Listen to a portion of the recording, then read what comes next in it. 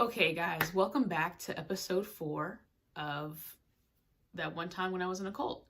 So, I just want to, before I start, I want to thank everyone who's watched so far, who's shared their stories with me, who've messaged me privately, hit me up, or, just even for the people who can relate and haven't said anything. Just thanks for supporting and watching the videos. Got a lot of good feedback so far. I'm sure there's some people who have negative feedback, but they haven't expressed those things to me yet. So yeah, again, just I appreciate it.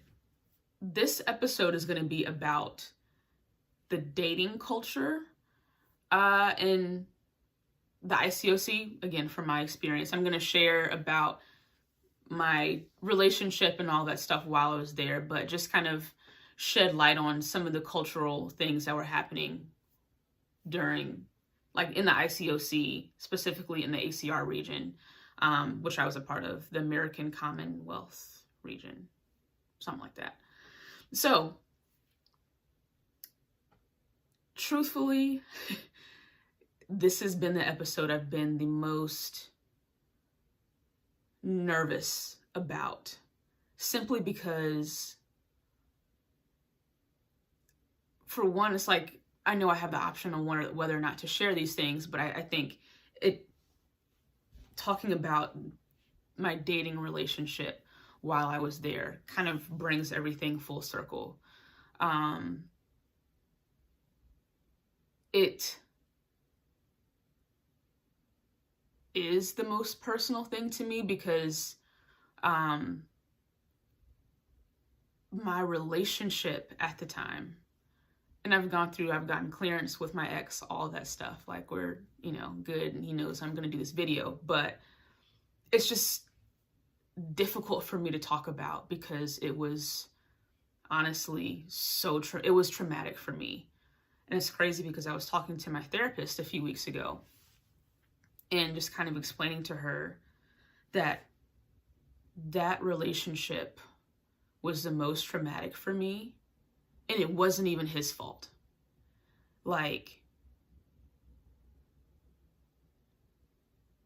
it was a traumatic relationship, but it wasn't even because of him or me. It was because of all the outside factors that were happening around us. So yeah, that's why it's a little difficult to talk about, just because he meant so much to me.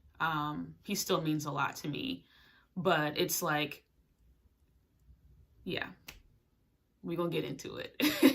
So before I even go there, I'm gonna talk a little bit about like the culture of just dating in general. So dating in the ICOC had to you go through these different hoops. So before I even get to like the official dating, like boyfriend, girlfriend type stuff, I want to talk about encouragement dates. So encouragement dates are a really big part of the culture in ICOC. And it's essentially where most often the guy takes the girl out on a date to encourage her. Ooh, like, how can I encourage this sister is the terminology that's used. And oftentimes that would either be platonically, like there were plenty of dates that would happen or that I went on that the guy didn't like me, I didn't like the guy. It was just like, okay, like, let's just go on this date. Let me do something nice for you. No strings attached. So there was that. But then there were also times where, maybe one party or both parties did like each other, but it was kind of unsaid, or maybe it was known, or whatever the case may be. But more often than not, not more often, that's kind of what made it an encouragement date, was that it was a group date. Because people weren't really allowed to go on dates by themselves. They termed that, and I still don't really know why, they termed that weasel dating. I don't know why or what the heck that even means. Why weasel? I don't know. But that's what it was called. Weasel dating. If you went just you and another person, which was highly frowned upon, even when you were officially dating someone, which that happened to me, and I'll explain that also a little bit later.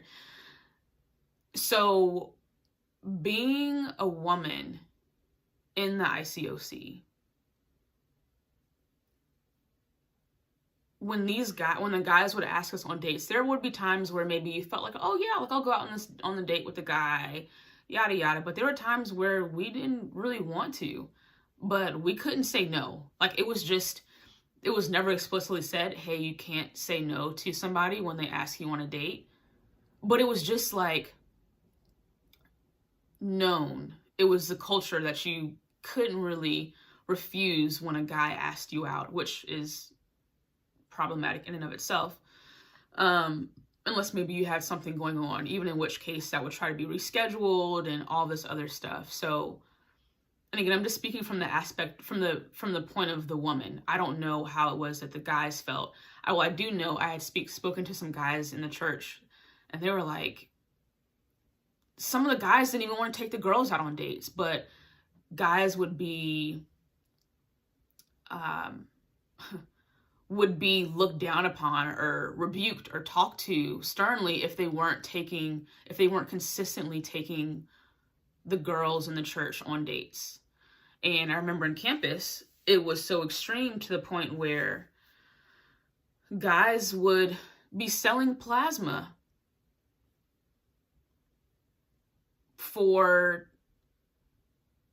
so they can take the women out on dates. And leadership didn't condone that. They encouraged them to shut that down actually after a while because it was excessive. But it was just like, that's just how much, to what lengths people were going to take people to go on these encouragement dates. So yeah, that was just kind of a thing, whether you were in the ministry with somebody, or even if you went and visited a different ministry, like in a different state or city, you maybe try to get put up on a date with somebody. And if you went to a conference, for sure, that was the case. But yeah, so that was just kind of the nature of it. And that's actually how my ex and I met. So we're going to call him Kyrie. So Kyrie and we met through mutual friends of ours who, the girl, one of my friends, her name is Taylor. That's her real name. Her name is Taylor. It was me, her, and we had another roommate. So it's the three of us. We lived together prior to, and we wanted to do like a group date or whatever. So I think in this situation, Taylor set up the date because she was dating someone at the time who she's now married to. Great people. I'm still friends with them to this day. But yeah, so they set up the date, and they set up the date with me and Kyrie, as well as with our other roommate and who she went with at the time. Or she and the guy weren't dating officially, but yeah, like they set up the date. It was a triple date, all that stuff. And so, but we were really just excited because the three of us hadn't seen each other in a while, and like hung out with each other in a while. So also, should I mention, this was fall of 2017. So if you watched the last video, I talked about fall of 2017 and how stressful of a time that was. So we had set up the date. They set me up with Kyrie, and I got sick because like I had said last video, I got sick quite a bit. So I couldn't make the date. They had to push it back, and then it finally came time for us to go on the date officially. So we went on the date. We went to this pizza place, and then we did a indoor like putt, like glow in the dark thing. So it was cool. I had never met Kyrie before, so it was like a blind date. Like he came, picked me up at my apartment. Never seen dude a day before in my life. Even though he went to Hampton Roads to the church in Hampton Roads, but there's different locations. So he was in a whole different region. Like he lived maybe about 30 minutes away. So, and went to a different like church location. So I had just never seen or met him. So yeah, we went on the date. It was fun. You know, it was cool. I wasn't really checking for Kyrie because again, like that wasn't typically like, yes, we were talking, we were engaging and stuff like that, but really I was just happy to see my girls, you know what I mean? So it was like that. And from there, like I had seen him randomly at events afterwards because I was no longer in the campus ministry. I had moved to the singles ministry, the young professionals or whatever. So, and I kind of get my timelines mixed up because I moved to Richmond at the end of 2017, beginning of 2018. But like he and I, we kept in touch and all that stuff. Like we were just cordially speak every once in a while. And whenever I would see him, he just did different things to pursue me. Like when I lived in Richmond, he would drive to Richmond, take me on dates there, or, you know, just see how I was doing. Like he just had a really good way of checking up on me, seeing what was going on in my life, all of that stuff. We built a pretty good friendship that way. And I remember there was this one conference that we just so happened to see each other at. And he, you know, afterwards people went out to breakfast and he was like, let me buy, like put her on my tab. And I was like, oh, because again, like I won't check in for dude like that because in my, like he was cool, but it just wasn't, we didn't see each other enough to connect regularly. And I remember him saying like, whenever we're together, like you don't have to worry about the bill. And that pretty much, that was true from then on out. And, you know, living in Richmond, like I said, we would keep in contact, stuff like that. And kind of fast forward to the end of 2018. At this point, it had been, like a year or so since we had first met, all that stuff. But then, you know, he came to Richmond, took me on a date, and things just kind of clicked. Like I remember, I was like, man, like he pursued me in a way in which just felt different and more authentic than what I had ever really experienced. And I just talking to him, seeing different ways, things in him that was just really attractive to me and all these different things. So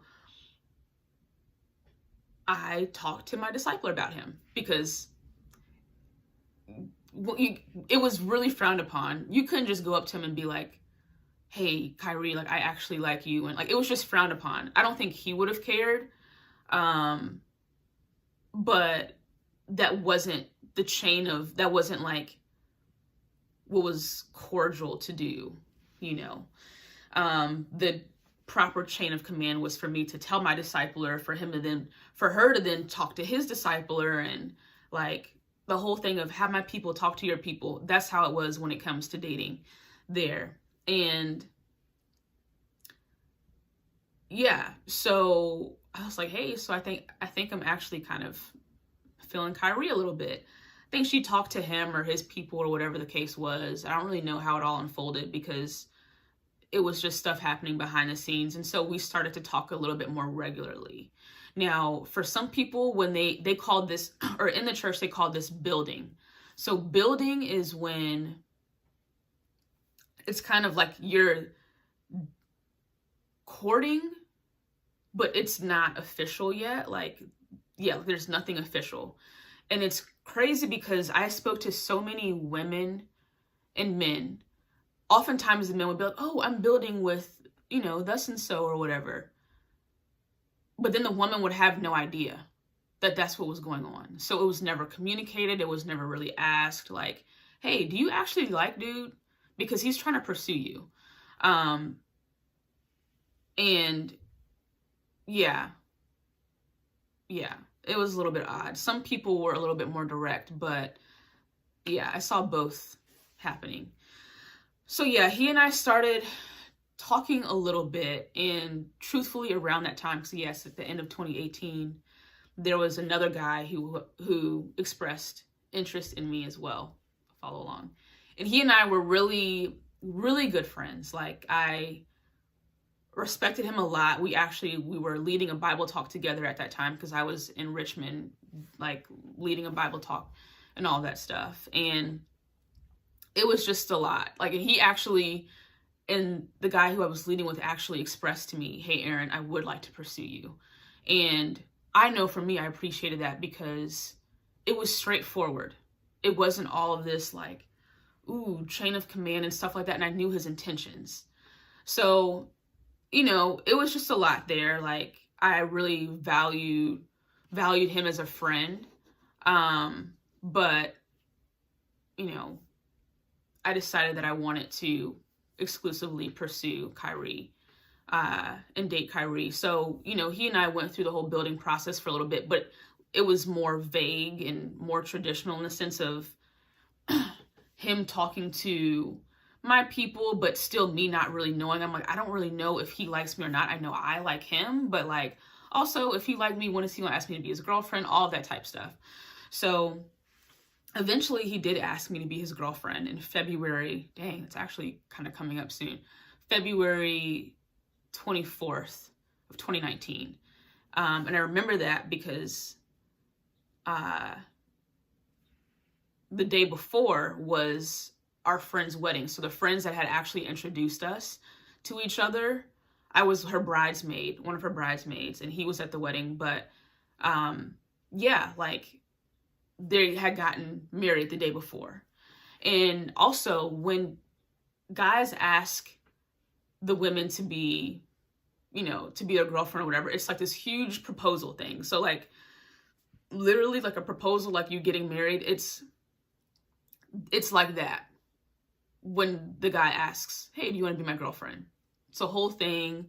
Oh, people come, all this stuff. And like, your friends know about it. It's just this whole thing.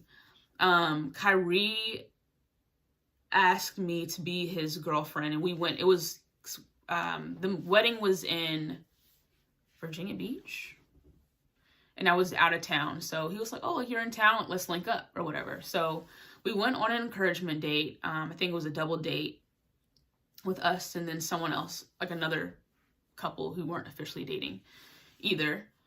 And then Josh and Taylor showed up, and he asked me to be his girlfriend, and he, you know, gave me this really nice, like, Pandora bracelet and all this stuff, like, and asking, it was just like, ooh, like, just a really big thing. And that is where, see, I remember him driving me back to where I was staying at the time. And I remember like feeling so much emotion. For one, I was excited that I'm like, oh, like I have a boyfriend, like we're dating now, all that stuff. But then in my mind, I was like, the pressure set in. Like, okay, how do I do this right? Because I had never dated in the church before. And I was like, okay, well, we have to do all these things. I was just really afraid of dating right.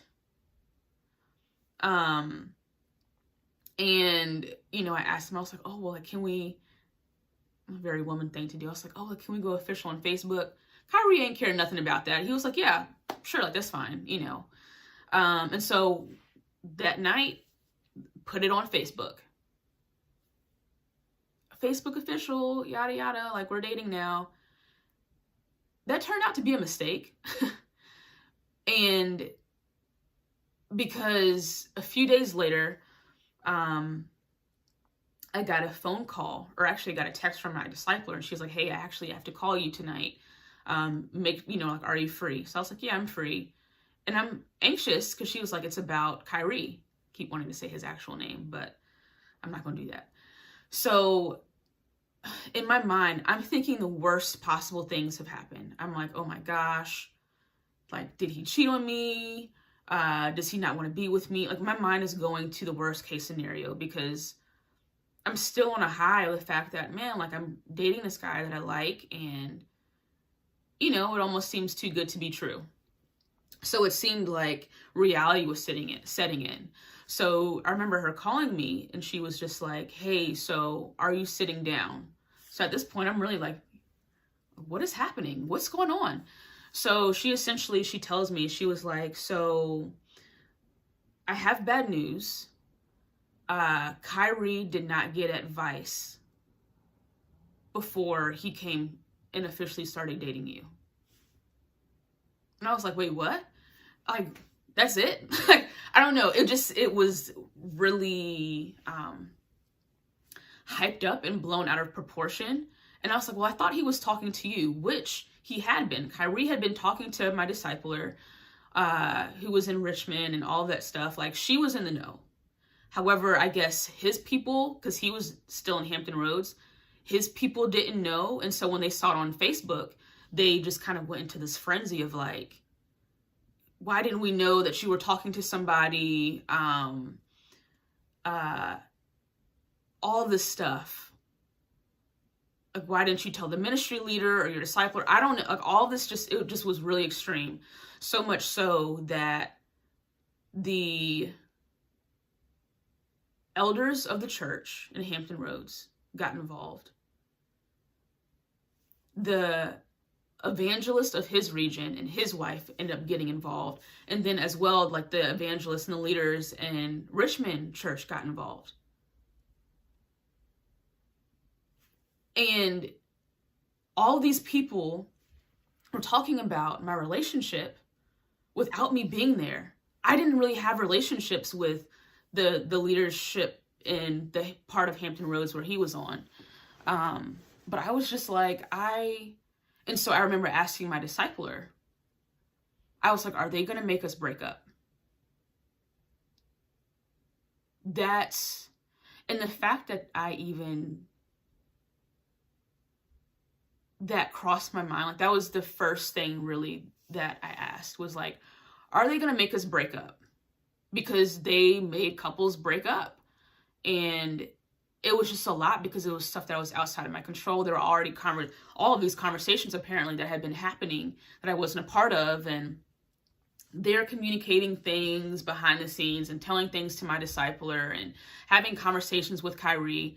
I still, to this day, don't really know all of the conversations that were had and things that were said about that. But, I think Kyrie fought for our relationship during that time, and my discipler or whatever else happened, because they allowed us to stay together or whatever. But it still makes me question even now if, like, with how things went, because also when couples start to date, it's announced at church.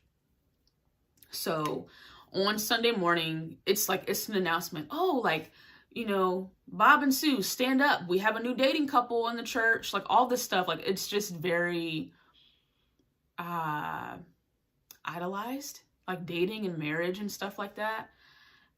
But although Kyrie and I were in different churches, he would still come, and there was never, and I would go see him sometime. Like, there was never like, hey, Aaron and Kyrie are dating now. Like, there was never that announcement, which I wasn't bothered about, but a part of me questions if it's because they did not approve of our relationship.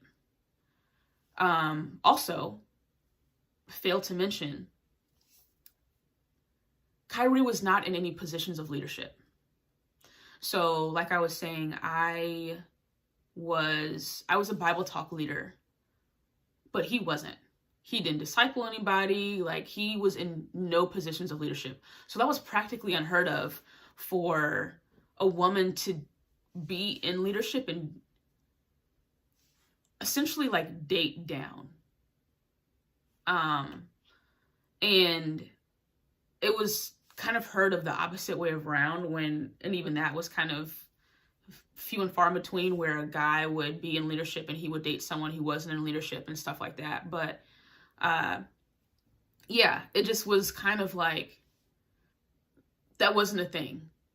And so yeah, honestly, like, my discipler having that sit down with me and the eldership getting involved and the leaders of the church getting involved, we hadn't even been dating for a week.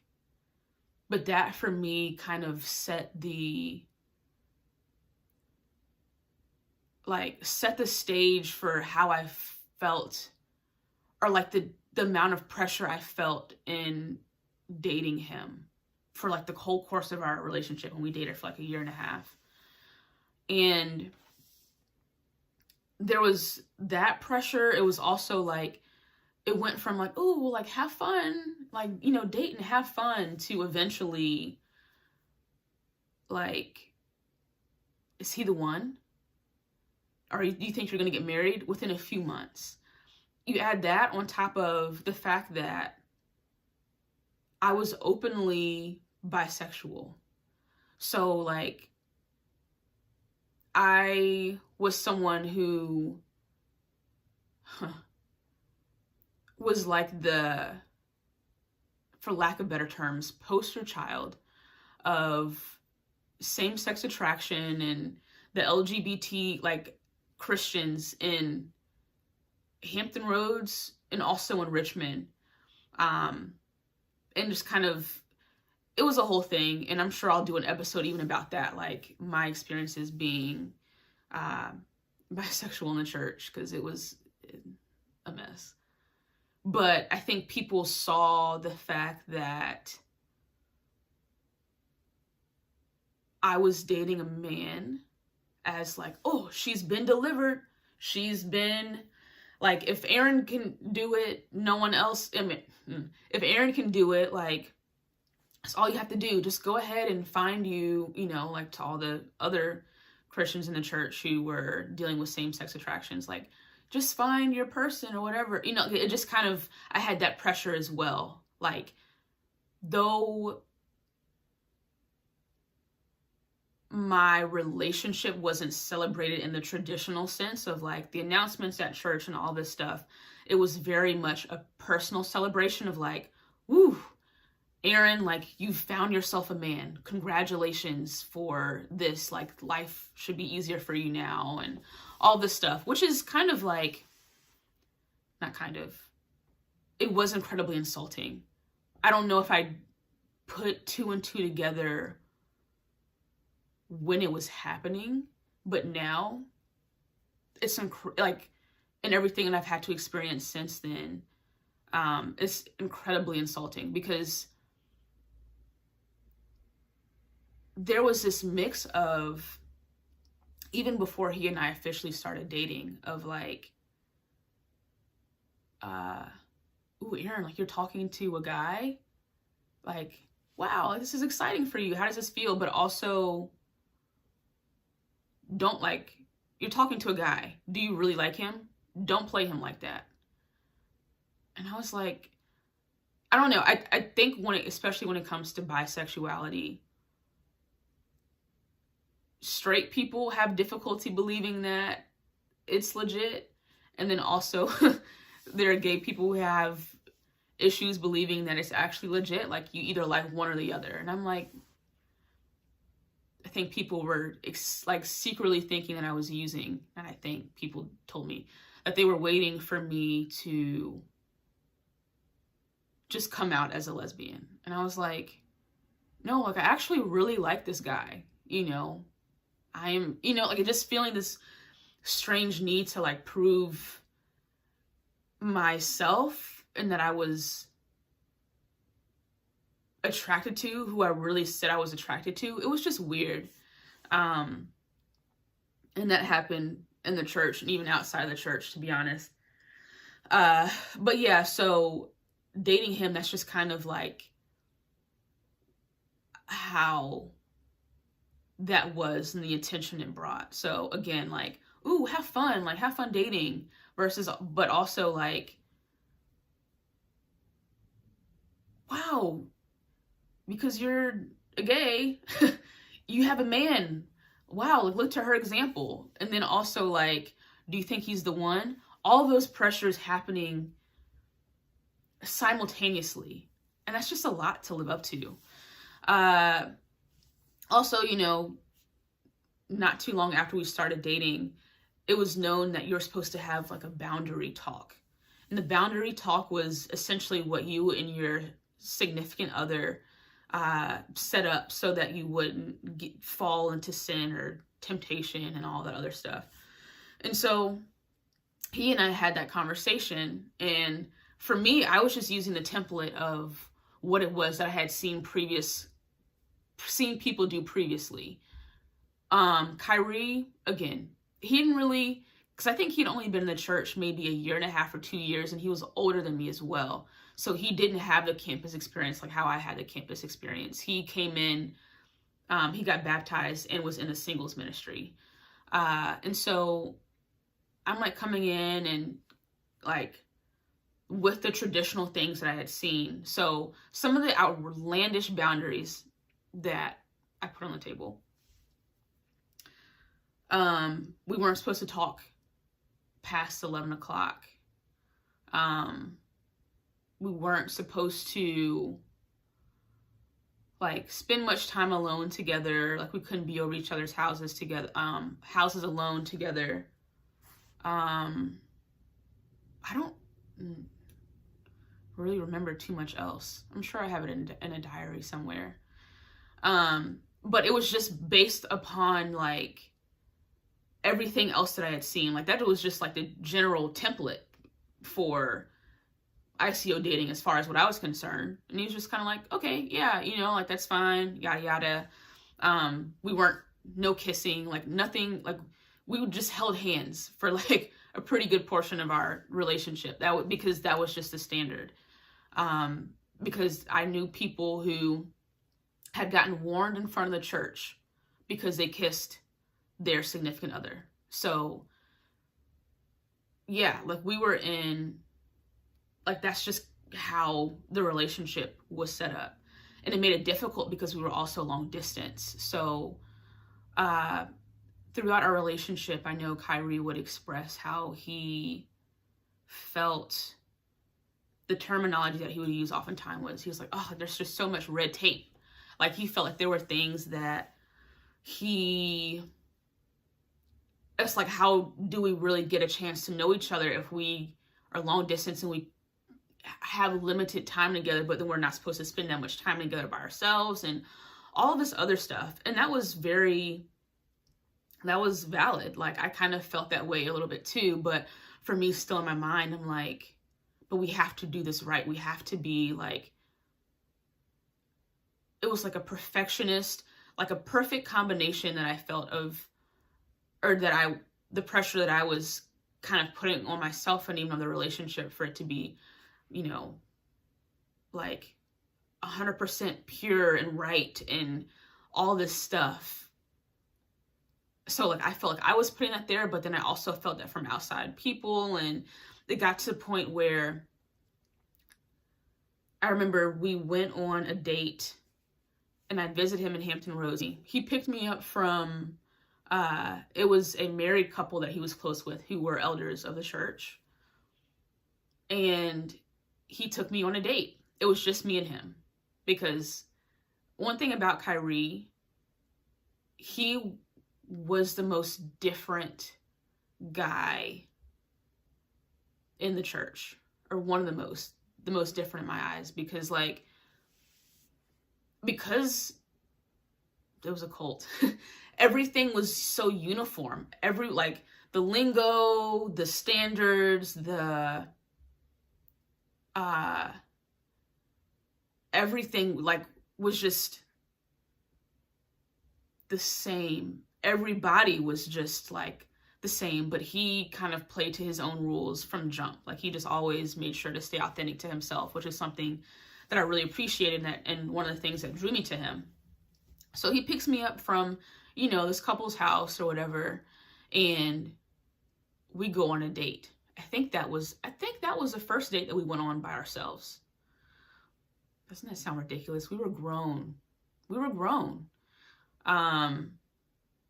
Nonetheless, so he like took me to a shooting range and we went out to eat or something. We came back and I remember the elder's wife, she was like, oh, so like what did you and Kyrie do, yada yada. I told her, I was like, oh yeah, like he and I, we went to shooting range and all stuff. She was like, you went by yourselves? And I was like, yes. And then she brought up the fact again that she was like, well, I just don't think that's wise. Like, just, you know, be careful. And then she also brought up again the fact that he hadn't gotten advice from the leadership in Hampton Roads about the dating relationship. And I was like, well, he spoke to my people. So I was like, he did get advice. And she was like, no, he didn't. And I was just kind of like, okay. Like, it was just weird. And it was also, it's from then on out, it started to become more of this question asked of, do you think that, like, could you see yourself marrying Kyrie? Mind you, I don't think at this point we had been dating for 6 months. But there are people in the ICOC. It is not uncommon. I've seen people get engaged at 9 months. And then before it's been like their year anniversary, they're married. So it was very much like a sped up thing. And it was expected for you to, it was like the culture to date to marry. And I don't even think that's what neither he or I were on. Like, we had kind of thought about like, okay, like if we were to get married, stuff like that. But it wasn't like this sure thing of, yes, we are getting married, all that stuff. So for me, I was getting those questions, no lie, on a weekly basis from different people. And I don't think everyone who asked me had a bad intent, like came at it with bad intent, but it still was just like, hey, Aaron, like, how are you and Kyrie doing? Can you see yourself marrying him? Oh, what's his last name? And then they would like place my last name with his and all this other stuff. And it put a lot of, again, I keep using that word pressure, because in my mind, I'm looking now at all these different checklists. Like, I have a checklist of stuff that's happening. Like, okay, well, does he check off this box? Does he check off this box? And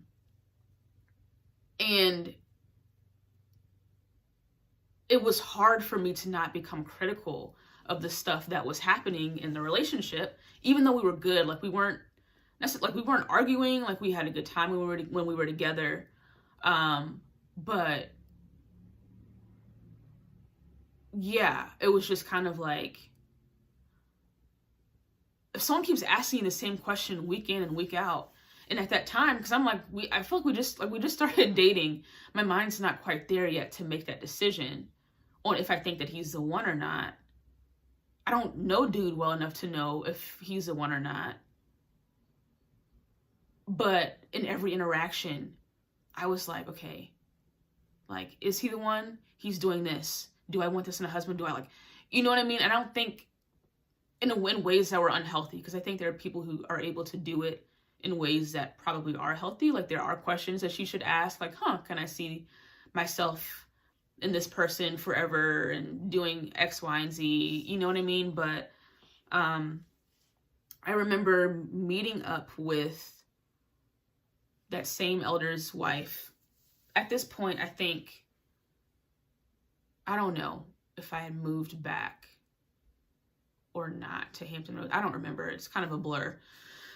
But she and I, we got lunch one day, and she was asking me questions, and she was like, she asked me that same question. Could you see yourself marrying Kyrie? For me, I knew it wasn't a total no. I can't see myself marrying him, but it was still just very much like, I'm still trying to get to know him. I don't know. But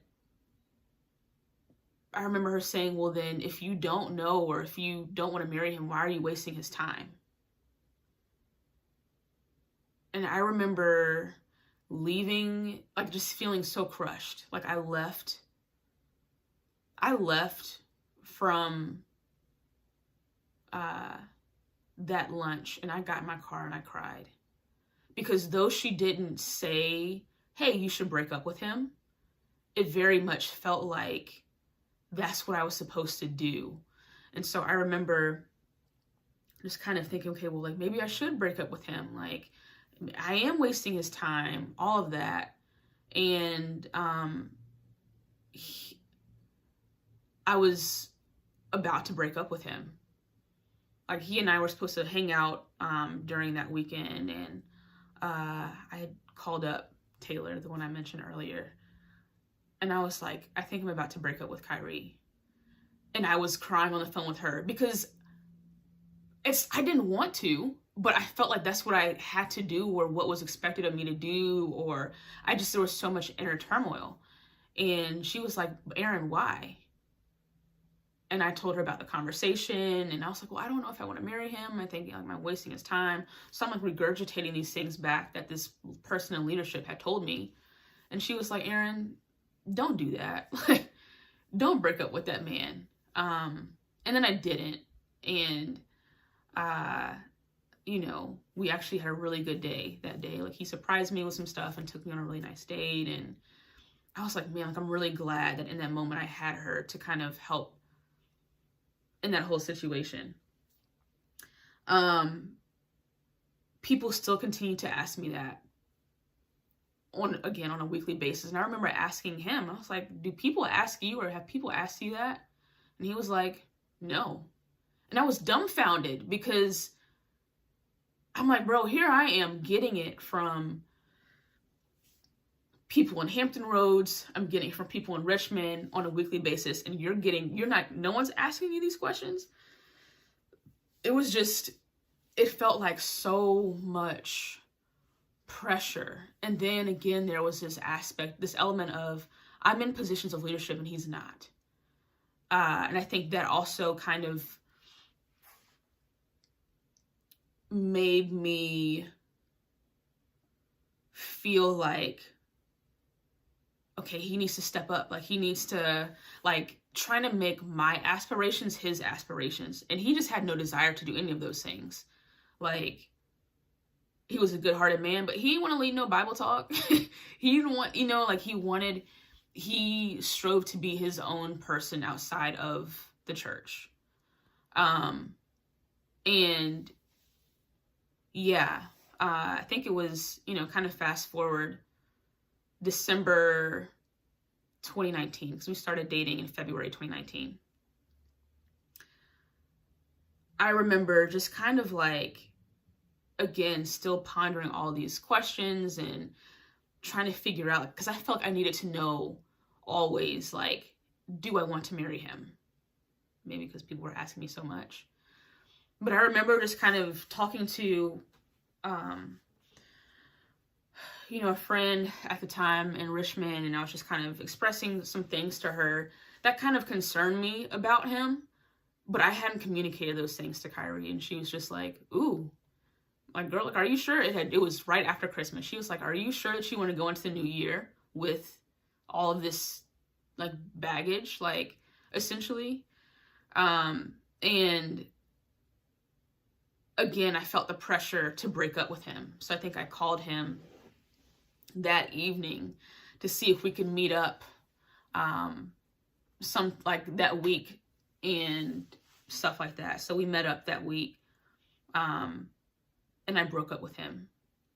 We had literally just seen each other a few days prior, and I broke up with him. And when I broke up with him, I don't even remember what it was or the reason why I did break up with him in that moment, during that time. But I remember just crying and crying and crying. And he just looked totally caught off guard because we were doing fine. There was nothing wrong happening in our relationship. And he just kind of looked at me, and he looked a little bit sad, and he just wiped the tears from my eyes. And I was like, wait, you're not making it easier.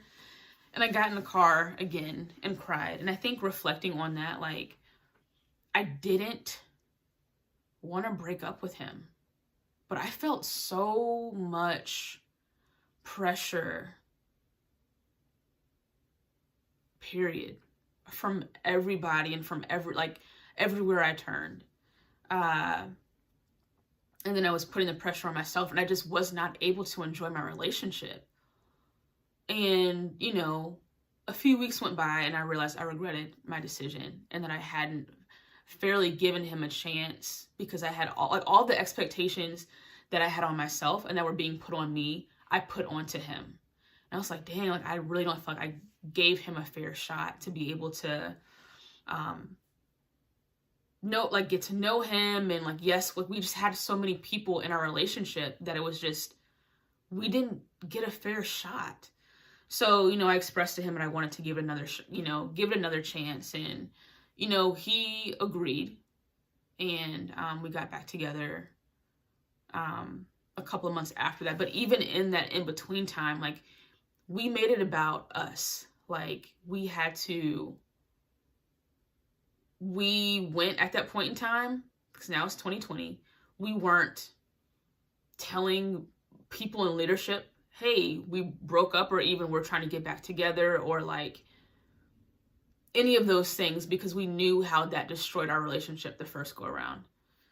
And we had different talks about what it was that we specifically needed from each other if we wanted for it to work again.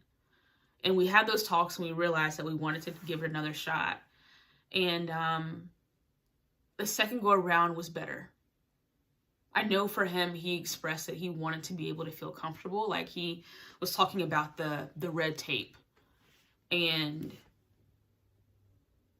I think I said I wanted for him to initiate more with stuff. I don't fully remember. I just remember for him saying he wanted to feel comfortable in his relationship. And I was like, all right, bet. There we go, you know. So we gave it another shot, and that time felt more comfortable, because we didn't have, at least for me, we didn't have as much people in our business deliberately. You know, he started to ask me questions. Like, we did away with a lot of those different boundaries and that we had before. Like, oh, no more talking after 11 o'clock, or, you know, like we can only hold hands, or like all of those different things that would have been frowned upon. But we just kept that to ourselves. Like, and he would ask me, because I'm still in leadership at this point in time, he would ask me, he's like, Erin, do you really believe in those boundaries that we had, or did you just do that because that's what people told you to do? And he began to ask questions of me to really make me think outside of the box and outside of the ICOC bubble, which I was extremely thankful for. I think without him asking those questions, I may not have left when I did. So anyways, pandemic hit. We definitely weren't able to see each other as much then. But I remember the church having in Hampton Roads, having a dating devotional. Now, dating devotionals were a common thing, and it was just kind of for couples to figure, like, it was just a dating devo to kind of help couples become closer to God and all that other stuff. So we went. This is in summer 2020, when the protests were happening, quarantine, all of this stuff. We get on the dating devotional. We're the oldest, at this point, we're the oldest dating couple. Like, the couple that had been dating the longest. Everyone else had been dating less than a year. Because usually, again, around the year mark, it's time for you to get engaged. But anyway, so we're talking, and I remember this couple asking a question. And at this point, I think it's like June or July, and they started to talk about like racial injustice and stuff in the church. They weren't handling it well, truthfully. And at this point, even I had started to disconnect from the church because it was the first time I felt like I could breathe. Like I didn't have to go to Devos, Bible talks, D times, and the like. Like there was like a lot of that pressure was relinquished because like we were forced to be still. And in that stillness, I gained a lot of clarity. So we went to the dating devotional, and I remember a couple asking, they were saying, hey, you know, we were thinking about reading this book from it was a Christian dating book. And because it was some elders on there and evangelists. And the elder was like, I actually don't think that's a wise idea for you to read that book. And the reason that she gave was because she thought that reading a Christian dating book would lead the couple to become more selfish. And she was like, I don't know of any books published by disciples, aka members of the ICOC, because they have their own publishing company. I don't know of any books published by disciples about Christian dating. So I think that would be unwise for you to read that book. Why don't you read some books on social justice, since that's the end topic right now? And I remember looking like, good point. Yeah, thanks, Mary. Thanks for the question. Anybody else have a question?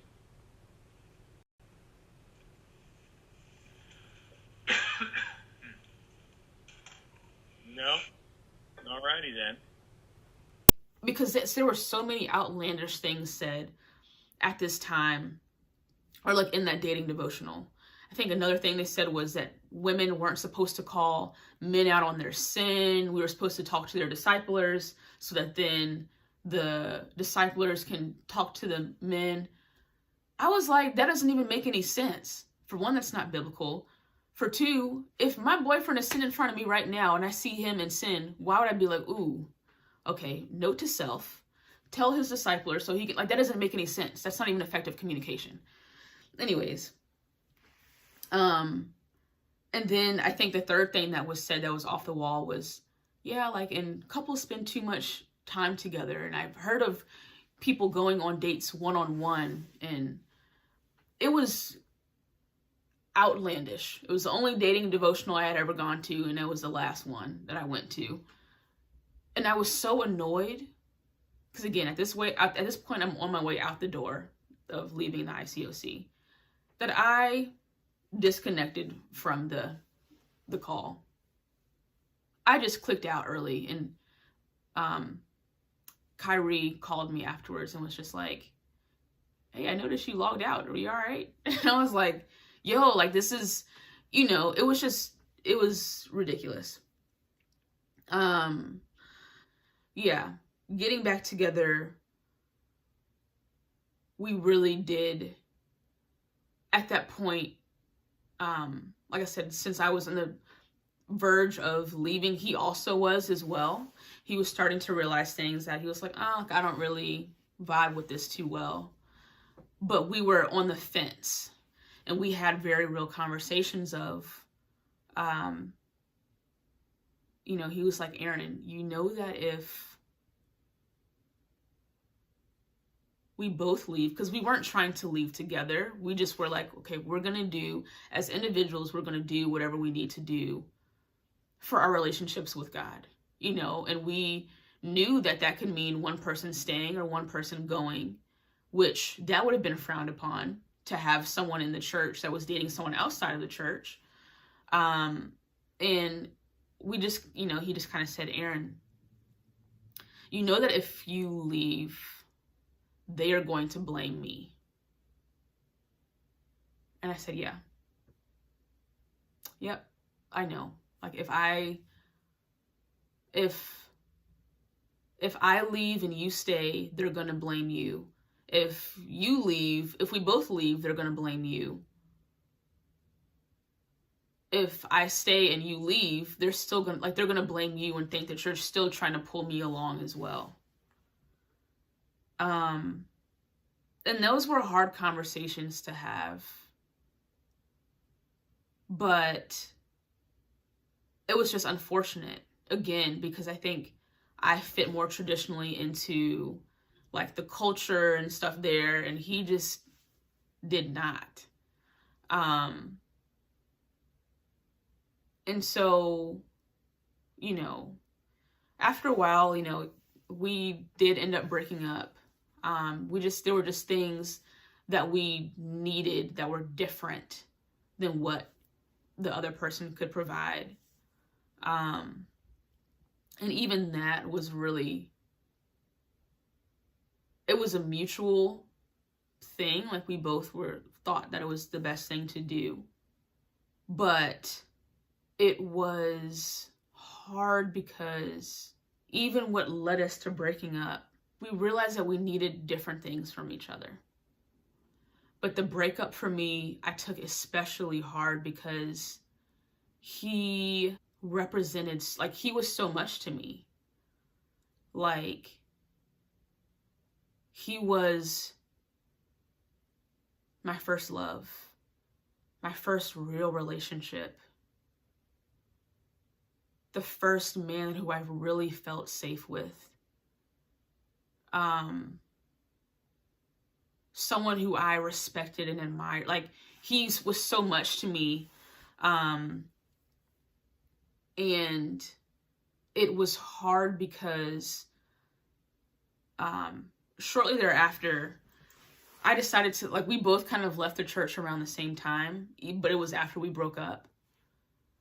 But even after we broke up and I was still there, at that point I was looking for other churches. And people were just like, well, do you think that this is a sign that you should stay in the church? Because we had broke up and like stuff, like, no. It was, and not specifically because we broke up. Like, there was some stuff that like kind of went down behind the scenes that I won't really go into, but I was like, no, like, this is freaking apples and orangutans. Like, they're not even related. Like, people, but Aaron, like, this must be a sign that, you know, like, you're trying, I know that you're trying to find other churches. Like, maybe this is God's way of telling you to stay here. And I was like, no, it's not. But it was still just like difficult. And even now in retrospect, it's just kind of like, we did the best with what we had. It's unfortunate because we were robbed of an opportunity in our relationship. Like, we tried and we did the best we did the best that we could with what we had. And yeah, you know, and I had to, like, in my healing process, I went and I, you know, called Kyrie about a year after we broke up. And because I just felt the need to apologize to him, because I was like, man, like, I feel like, you know, there were things that I could have done better, and I just had a lot of regret. You know, when calling him, I just kind of apologized for the amounts of pressure that I put on him in the relationship. And he was like, well, Aaron, I don't really know why you're apologizing. He was like, if you're apologizing for that, then I guess I'll apologize too. And he gave this analogy that was really helpful. He said, he was like, say that a guy owed another guy some money. And as he was walking, you know, to deliver the money, he was robbed.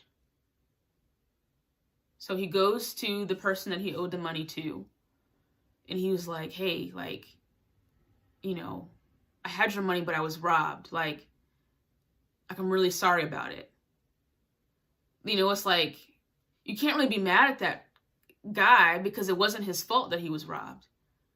He had the best intentions going into it. He was going to, pay his debt or whatever, but like he was robbed, unexpectedly. And he was like, that's just kind of how things were with us. Like we were robbed of an experience together to really get a chance to know each other and to see like what things could have been like. And, he was like, we both just kind of did what we thought was best at the time. And I had never really thought about it that way, but that in and of itself helped me tremendously because of all the things that have happened in the ICOC in my time there.